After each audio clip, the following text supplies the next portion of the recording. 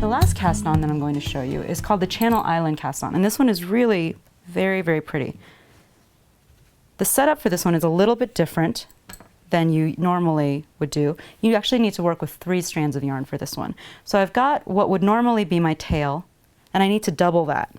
So I'm going to fold my yarn over and just go back to the beginning of it. So I've got a doubled length of yarn for my tail. Now I'm going to fold my yarn over a 3rd time, and then I'm going to make my slip knot to begin my cast on with all 3 strands of yarn. I'm going to place that on my needle. And you can see now that I'm set up so that I've got 2 strands of yarn. This is my tail, and I'm always going to treat them as 1 strand of yarn from this point. Then I've got my end of yarn that's going to the ball, which is my working yarn. Now, rather than holding them as for a long tail cast on, I'm actually going to wrap this double strand of yarn around my thumb. So the direction that you need to wrap in, you need to lay the yarn across your palm and then go once around your thumb and then all the way back around. Now this cast on, you're casting on stitches in pairs as well. My very first stitch, we're ignoring this slip stitch, which will be dropped off later. My first stitch is going to be a yarn over.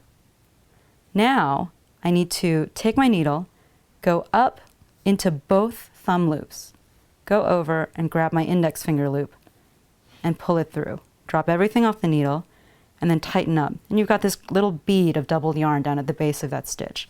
So again, we're going in pairs.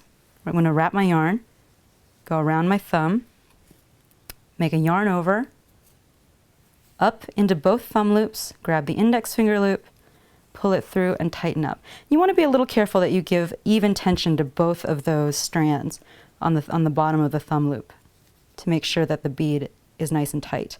So again, we'll make a yarn over, we'll go up into both thumb loops, grab the strand, go into the index finger, and tighten up. And you can already see this great little, almost a picot kind of edge. And that works really, really nicely with a single rib. You can see that these are actually the little beads that we casted on, and then these are the yarn over stitches. Now, when you go to work the first row of this cast on, you want to lose that slip stitch, but you don't want to undo the slip stitch completely, or the slip knot completely.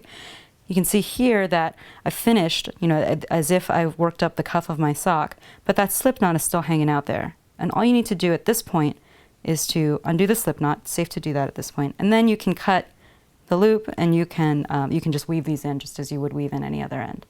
And I hope that this gives you some more ideas for your top-down socks.